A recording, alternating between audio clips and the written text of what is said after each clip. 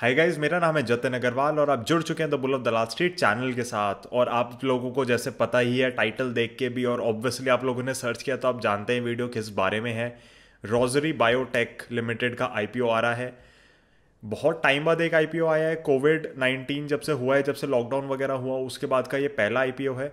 तो हम सबसे पहले आईपीओ की डिटेल्स देख लेते हैं, कंपनी की वेबसाइट पे उनका बिजनेस समझ लेते हैं एंड एक इन डेप्थ बिजनेस का एनालिसिस कर लेते हैं। एंड में हम डिसाइड करेंगे पैसा लगाना है नहीं लगाना, और उससे फिर आप अपना खुद रिस्क एपेटाइट वगैरह देख के काम आगे मार्केट में कर सकते हैं। सबसे पहले चित्तौड़गढ़ की वेबसाइट पे चलते हैं। ये लोग हमेशा आईपीओ के बारे में बड़ा ढंग से बताते हैं। अगर आपको खुद भी कभी सर्च करना हो, you can go over here. तो इसके अंदर हम ये देख लेते हैं कि जो मोस्टली लोगों को इंटरेस्ट होता है कि आपका ये आईपीओ खुल कब रहा है। जुलाई 13 को, जुलाई 15 को बंद हो जाएगा। अलॉटमेंट का जो भी फाइनलाइजेशन होने की 20 तारीख तक हो जाएगी, और आपकी लिस्टिंग डेट जुलाई 23 की है। अब इसके अंदर आप कितने शेयर्स के लिए बिड कर सकते हैं, तो 35 शेयर का जो आपका होएगा वो आपको 15,000 के अंडर मिल जाएगा। तो अगर आपको बिड करना है, एक लॉट 35 शेयर्स का है। इसका जो आपका प्रमोटर्स का होल्डिंग होगी वो 95% से गिर के 73% पे आ जाएगी। मोस्टली प्रमोटर्स ही सेल कर रहे हैं। थोड़ा बहुत है कि वो फ्रेश इशू ला रहे हैं, फ्रेश इशू बहुत छोटा आ रहा है, लेकिन आप देखोगे तो मोस्टली इनका प्रमोटर का ही स्टेक सेल है। यहाँ पे फ्रेश इशू आप देख सकते हैं, यहाँ पे 50 करोड़ का ही है, बाकी सारा ऑफर फॉर सेल है। और एक बार हम अब कंपनी की वेबसाइट देख लेते हैं। तो ये एक स्पेशलिटी केमिकल या केमिकल इंडस्ट्री के अंदर काम करने वाली कंपनी है, और इसके 3 मेन वर्टिकल्स हैं। होम, पर्सनल केयर, इसके अंदर आप देखोगे कि इन्होंने कर रखा है कि परफॉर्मेंस केमिकल्स वगैरह भी होते हैं। तो इसके अंदर आपका जैसे कि आई वुड से सैनिटाइजेशन से रिलेटेड बिजनेस है, जो कि इन दिनों काफ़ी अच्छा चल रहा है। सैनिटाइजर्स वगैरह के अंदर डलता है, सोप डिटर्जेंट के अंदर जो केमिकल्स वगैरह डलते हैं वो ये बनाते हैं।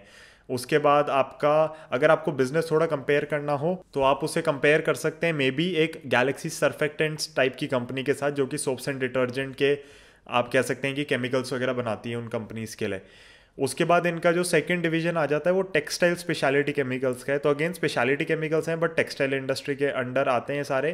कॉटन, पॉलिएस्टर, एक्रेलिक, वुल, सिल्क, नायलॉन, आप यहाँ पे पढ़ सकते हैं। इन्होंने अलग अलग जो मटेरियल्स हैं उनके अंदर जो केमिकल्स वगैरह जाएंगे, डाइज वगैरह में जैसे कुछ ज़्यादा होगा, तो वो सारा ये बनाते हैं।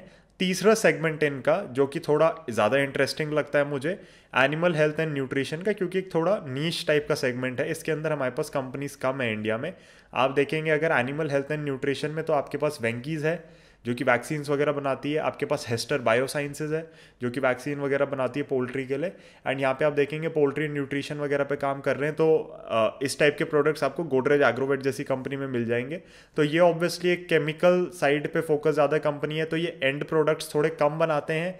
ऐसा नहीं है कि सोप्स डिटर्जेंट सारे खुद जाके बना रहे हैं ये, बट जो भी सोप डिटर्जेंट बन रहे हैं तो उसके अंदर कहीं ना कहीं इनका प्रोडक्ट ऐड होता है। तो इस कंपनी के बारे में अब हम जानते हैं। हम आईपीओ का तो समझ ही गए हैं ओवरव्यू, हम बिजनेस का ओवरव्यू समझ गए हैं, बट अब थोड़ा डेप्थ में चलते हैं, थोड़ा ढंग से समझते हैं। तो गाइज, ये एक्सिस कैपिटल का आईपीओ नोट है। और एक्सिस कैपिटल का मैंने आईपीओ नोट क्यों लिया है, क्योंकि आप देखेंगे इनके जो 2 बीआरएलएम है उसके अंदर एक एक्सिस और एक आईसीआईसीआई सिक्योरिटीज है। रजिस्ट्रार ऑब्वियसली लिंकन टाइम जैसी एक कंपनी जो कि बहुत ही कॉमन है। तो हम समझ लेते हैं कि इनका जो इशू साइज आ रहा है वो कितना है। 500 करोड़ का इशू साइज है इनका। हमें इतना तो पता ही है कि ये कब लिस्ट हो रहा है, 23 तारीख को लिस्ट हो जाएगा। इसका जो भी आपका प्राइस बैंड है वो 423, 425, तो ऑब्वियसली 425 पे बिड आएगी। एंड 35 का वो आपका क्या कहते हैं लॉट है। अब यहाँ पे आप देख सकते हैं कि पब्लिक की होल्डिंग काफ़ी बढ़ जाएगी जब एक बार ये लोग लिस्ट करा देते हैं कंपनी को। एंड मुझे नहीं लगता, क्योंकि 75% मिनिमम करनी ज़रूरी होती है कंपनीज को, तो मुझे नहीं लगता कि ये आगे अपना स्टेक सेल या ऑफर फॉर सेल के अंदर जाएंगे। तो सबसे पहले समझ लेते हैं कि ये कंपनी बनी थी मार्च 6, 2003 में। और ये कंपनी इनिशियली आप सोचिए, ये मतलब एज अ लिमिटेड कंपनी नहीं खुली थी, as a partnership company form हुई थी सबसे पहले ये। और उसके बाद इन्होंने अपने 3 सेगमेंट्स के अंदर बिजनेस किया है। ये 17 फॉरेन कंट्रीज़ में भी फंक्शन करते हैं, जैसे वियतनाम, बांग्लादेश, मॉरिशस, तो ऑब्वियसली आसपास की कंट्रीज़ वगैरह हो गई। तो एज ऑन सितंबर 30, 2019 आप देखेंगे कि ये लार्जेस्ट मैन्युफैक्चरर है टेक्सटाइल स्पेशलिटी केमिकल्स का इंडिया में। और ये काफ़ी एक इको फ्रेंडली टाइप की तरीके से अपने केमिकल्स प्रोवाइड करते हैं, जिसपे आप देखेंगे इंडियन साइड से तो अभी इतना नहीं फोकस हुआ है कि आप बहुत इको फ्रेंडली बनिए या पोल्यूशन कम करिए। जो आपके इंडस्ट्रियल जोन्स हैं वहाँ पे आप डेफिनेटली आपको सर्टिफिकेशंस और काफ़ी लाइसेंसेस लेने पड़ते हैं, एनवायरमेंटल क्लियरेंसेस लेनी पड़ती हैं, बट फिर भी मैं कहूँगा इंडिया थोड़ा लीनियंट है, और वो लीनियंट होने के वजह से ही यहाँ पे बिजनेसेस बढ़ रहे हैं केमिकल कंपनीज के, तो उसके अंदर कोई बुराई नहीं है। उसके बाद आप देख सकते हैं कि Rossari Biotech manufactures majority of its product in house from their manufacturing facility at Silvassa and they're currently setting up another facility at Dahej in Gujarat. तो ये इसकी जो कैपेसिटी होगी ये बेसिकली इनकी टोटल कैपेसिटी को लगभग डबल कर देगा। अब आप सोच रहे होंगे दहेज या गुजरात में ही क्यों, दहेज में मतलब क्यों लगा रहे हैं फैसिलिटी? तो मोस्टली आप केमिकल कंपनीज को देखेंगे तो लिमिटेड स्टेट्स में काम करती हैं, क्योंकि एनवायरमेंटल क्लियरेंसेज और मैं जैसे आपको कह रहा था डेजिग्नेटेड जोन्स बने हुए हैं इनके, तो उनमें से एक स्टेट हो गई गुजरात, और दहेज में काफ़ी कंपनीज के प्लांट्स हैं, तो चाहे वो एल्काइल अमाइंस हो गई, चाहे वो कोई और कंपनी हो गई, आप देख सकते हैं मतलब बहुत सारी कंपनीज के प्लांट्स हैं। अगर आप केमिकल सेक्टर पे थोड़ी भी रिसर्च करने जाएंगे आपको सबसे ऊपर आता हुआ नाम दहेज ही दिखेगा। गुजरात हो गया, सेकंड आई वुड से महाराष्ट्र हो गया, तेलंगाना में भी बहुत प्लांट्स हैं, बट गुजरात और महाराष्ट्र में सबसे ज़्यादा है। इनके केस में हम देखते हैं इनकी R&D फैसिलिटीज़ कहाँ पे है, तो एक सिलवासा के अंदर है और एक इनकी मुंबई के अंदर है। अब इनका डिस्ट्रीब्यूशन नेटवर्क तो ऑब्वियसली पैन इंडिया होना ही है, बड़ी कंपनी है उस हिसाब से, छोटा बिजनेस नहीं है। एंड हम देख सकते हैं कि ये कैसे स्टार्ट हुई थी कंपनी, इसका थोड़ा बैकग्राउंड देख लेते हैं। तो ये रोजारी लैबटेक नाम से एक पार्टनरशिप फर्म के रूप में फॉर्म हुई थी 2003 में। उसके बाद इन्होंने धीरे धीरे करके बिजनेसेस अपने बढ़ाए और इसको कंपनी को रीनेम किया। आप यहाँ पे की पर्सनल जो हैं उनकी डिटेल्स देख सकते हैं, आप यहाँ पे पॉज करके वीडियो इन लोगों के बारे में जान सकते हैं। मैं इसको स्क्रॉल कर रहा हूँ क्योंकि मैं आपको बिजनेस के बारे में पहले बताना चाह रहा हूँ। यहाँ पे ऑफर डिटेल्स वगैरह हम समझ चुके हैं, बिजनेस ओवरव्यू देख लेते हैं। तो one of the leading speciality chemicals manufacturing company है इंडिया में। अब इंडिया के अंदर काफ़ी सारी स्पेशलिटी केमिकल कंपनीज हैं, और अब मैं आपको बता देता हूँ, आप बार बार ये सुन रहे होंगे वर्ड स्पेशलिटी केमिकल, राइट? तो होता क्या है आपका, आप 2 या 3 कैटेगरीज में इनको डिवाइड कर सकते हैं, वैसे मल्टीपल कैटेगरीज में डिवाइड कर सकते हैं, बट आई वुड से 2 कैटेगरीज में अगर आप इन्हें डिवाइड करते हैं, एक हो गया बेसिक केमिकल, एक हो गया स्पेशलिटी केमिकल। तो बेसिक केमिकल का क्या मतलब होता है? बेसिक केमिकल यानी कि उस टाइप के केमिकल्स जो रॉ मटेरियल, जो केमिकल्स के भी आपको लगेगा रॉ मटेरियल टाइप हैं, उसके अंदर इम्प्योरिटीज़ वगैरह बड़ी कम होती हैं, या उसको मतलब स्टेबल नहीं करना पड़ता, बहुत इजीली प्रोड्यूसेबल होते हैं। एंड उस टाइप के केमिकल को बेसिक केमिकल्स कहते हैं, और उनको बल्क में जो भी कंपनी प्रोड्यूस करती है वो बहुत ढंग से रेवेन्यू कमा पाती है। स्पेशलिटी केमिकल के अंदर हो क्या जाता है कि एंट्री बैरियर्स लग जाते हैं, क्योंकि आपने रिसर्च एंड डेवलपमेंट करी हुई है, आपके पास प्रोडक्ट की IP है, कोई और कंपेटिटर उसके अंदर घुसना चाह रहा है तो वो आपकी कॉस्ट को कट नहीं कर पा रहा, क्योंकि आपने इतने एफिशिएंट प्लांट्स खड़े कर रखे हैं स्पेशलिटी केमिकल के अपने प्रोडक्ट के अंदर, और आपने बैकवर्ड इंटीग्रेशन कर रखा है, फॉरवर्ड इंटीग्रेशन कर रखा है कि सामने वाली कंपनी सोच रही है इससे अच्छा तो मैं इससे खरीद लूँ और ये वाले प्रोडक्ट में काम ना करूँ। तो आप देखोगे कि जो भी केमिकल कंपनी आपकी स्पेशलिटी केमिकल्स की ओर ज़्यादा फोकस्ड है, ना कि बेसिक केमिकल्स की ओर, वो लंबे समय में कह सकते हैं आपकी रिटर्न बेटर देती है, वो बेटर परफॉर्म करती है, उसका शेयर प्राइस भी बेटर परफॉर्म करता है। अब एग्जांपल हम किसी स्पेशलिटी केमिकल कंपनी का यहाँ पे लेना चाहें तो जिसने बहुत अच्छी रिटर्न दी है, तो आप सबने विन्नति ऑर्गेनिक्स का नाम सुना होगा। Again this is not a stock recommendation, हम यहाँ पे स्पेशलिटी केमिकल्स और बेसिक केमिकल्स के बीच का डिफरेंस समझ रहे हैं, इसलिए मैंने उस कंपनी का नाम लिया है यहाँ पे। तो आप देखेंगे कि विन्नति अपने फील्ड में जहाँ पे भी है वो मार्केट लीडर है, और सिर्फ इंडिया के अंदर लीडर नहीं है, वो ग्लोबली लीडर है। तो अगर इतनी कोई डोमिनेंस कर देता है तो मार्केट उसको PE मल्टीपल का रिवीजन भी देती है, यानी कि वैल्यूएशंस के बेसिस पे रिवीजन भी मिलता है और उसकी अर्निंग्स भी आती है। तो स्पेशलिटी केमिकल साइड पे फोकस्ड है इनका बिजनेस, जो कि मुझे चीज़ अच्छी लगती है।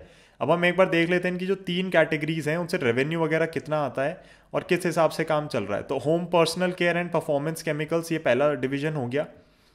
तो इसके अंदर आपको समझ आई गई है, अगर आप इसको पॉज करके पढ़ना चाहें तो पढ़ भी सकते हैं। ये आपका soaps, detergents, paints, inks, coating, ceramics, water treatment chemicals and pulp, जो पेपर इंडस्ट्रीज वगैरह का होता है उसके अंदर भी ये लोग केमिकल सप्लाई करते हैं।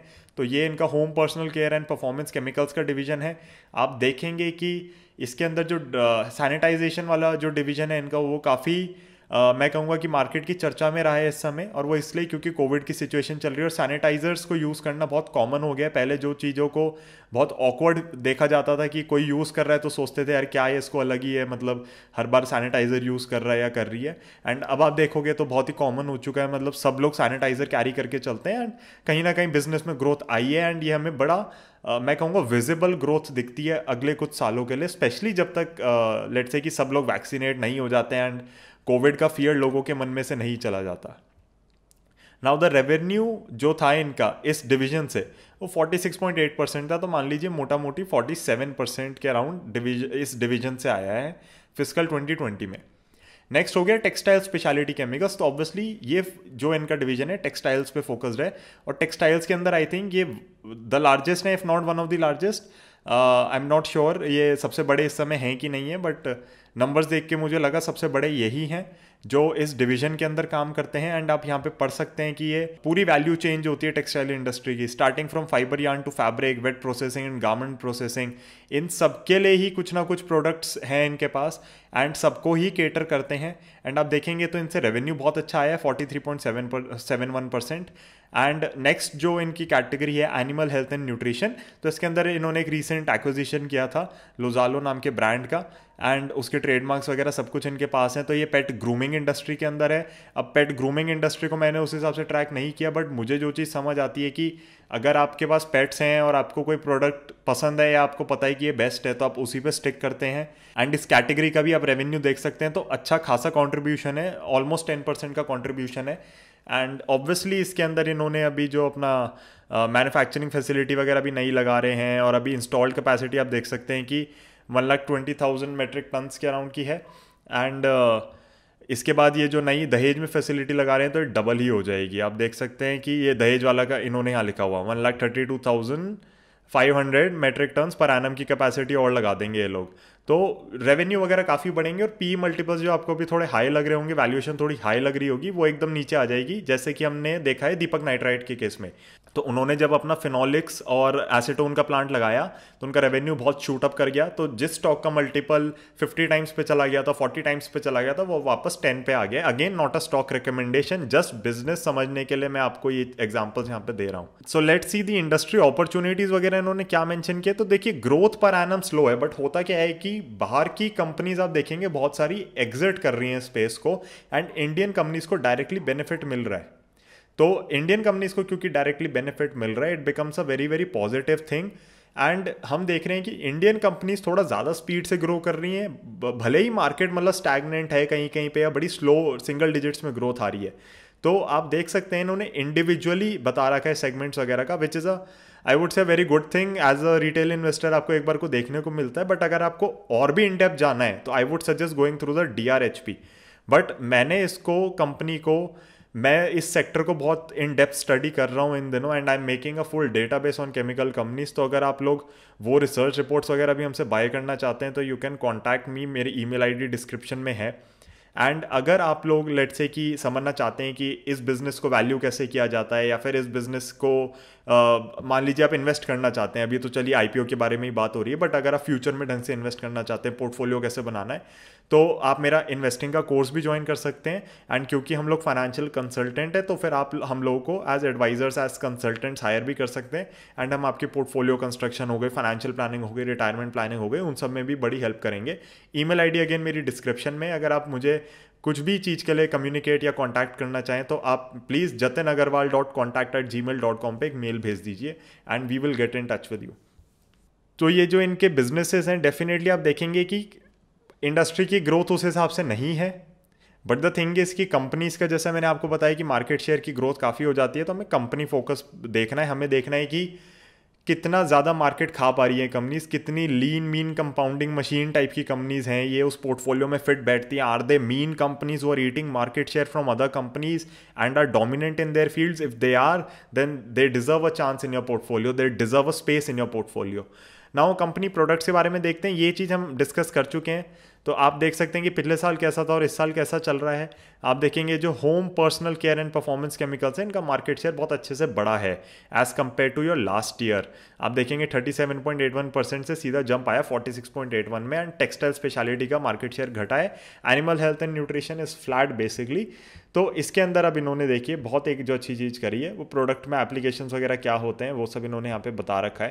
तो आप इसको पॉज करके भी पढ़ सकते हैं, बिकॉज लंबी लिस्ट है, बट मैं इसको यहाँ पे स्क्रॉल करके आपको एक बार गो थ्रू करने के लिए यहाँ पे दिखा रहा हूँ, ताकि आपको समझ आ सके कि अच्छा इतनी सारी चीज़ों के अंदर इनके प्रोडक्ट्स या इनके जो केमिकल्स हैं उनको ऐड किया जाता है, ताकि एक फाइनल प्रोडक्ट आ सके। और ये इन्होंने डिफरेंट स्टेजेस बता रखी हैं कि उसके अंदर फिर किस तरीके से प्रोडक्ट में एप्लीकेशन होता है। जैसे मैन मेड फाइबर प्रोडक्शन हो गया, इसके अंदर ल्यूब्रिकेंट्स में water based and non water based, इन सब के अंदर कहीं ना कहीं इनके केमिकल्स यहाँ पे डल रहे होंगे। तो आप देख सकते हैं, इन चीज़ों को पॉज करके समझ सकते हैं। मेजर कस्टमर्स इन्होंने लिख रखे हैं, एफएमसीजी कंपनीज जो हैं, अपैरल एंड टेक्सटाइल कंपनीज जो हैं, ये जो पोल्ट्री कंपनीज हैं, तो इन्होंने मेजर कस्टमर्स वगैरह भी लिख रखे हैं। एंड अब ऑब्वियसली एक्सेस कैपिटल ने यहाँ पे बता रखा है इनकी स्ट्रेंथ वगैरह क्या है, कि वो डाइवर्सिफाइड बिजनेस वगैरह है। एंड मैं ऑनेस्टली आपको यही कहना चाहूँगा कि आईपीओ के हिसाब से तो मेरे को ये बुलिश लग रहा है। मैं फिर भी आपको यही सजेस्ट करूंगा कि आप एक दिन रुकिए, देखिए ज़रा रिस्पॉन्स कैसा आता है, क्योंकि मार्केट थोड़ी ज़्यादा डाइसी चल रही है इन दिनों, वॉलेटाइल चल रही है। But I do not think that this IPO will be under subscribed, I think it will be over subscribed. अब क्यों होगा? बहुत लोगों ने डेफिनेटली बिजनेस नहीं समझा होगा, बहुत लोगों को स्पेशलिटी और बेसिक केमिकल्स के बीच का डिफरेंस भी नहीं पता होगा। बट स्पेशलिटी केमिकल्स सबने टर्म सुनी है, तो लोग क्या कहेंगे कि यार पैसा तो बनना चाहिए स्पेशलिटी केमिकल की कंपनीज, क्योंकि बहुत अच्छे से रिटर्न दे रही हैं। चाहे आपकी एमाइंस की कंपनीज हो गई, चाहे आपकी मतलब कोई सी भी कंपनी आप उठा के देख लीजिए। एमाइंस पे मैंने इन दिनों रिसर्च खत्म करी है, इसलिए मेरे को एमाइंस ज़्यादा ध्यान आ रहा है। But you can go ahead with Deepak nitrate वगैरह हो गई, जो कि फिनॉलिक्स वगैरह जैसे भी केमिकल्स बनाती हैं, जो एक तरीके से बेसिक केमिकल्स ही हैं। बट आप देख सकते हैं कि उनके अंदर भी क्योंकि स्टेबलाइज करने में टाइम लगता है उन चीज़ों को, एंड इम्प्योरिटीज़ वगैरह काफ़ी देखनी पड़ती हैं कि ना आए, तो उसके प्रोड्यूसर ही एक तरीके से वो हैं इंडिया में। तो इस टाइप में अगर ये मार्केट शेयर गेन करती हैं and they become a dominant player in their field, तो बहुत अच्छे से इनके अंदर रिटर्न्स आ सकती हैं कंपनीज के अंदर। एंड जो आपकी रोजारी बायोटेक है, ये भी उसी कैटेगरी के अंदर आती है। So guys, thank you so much for watching this video. I hope you guys are staying at home, staying safe, and I'll see you in the next one. Mutual fund review show चल रहा है, उसकी video ज़रूर देखिए।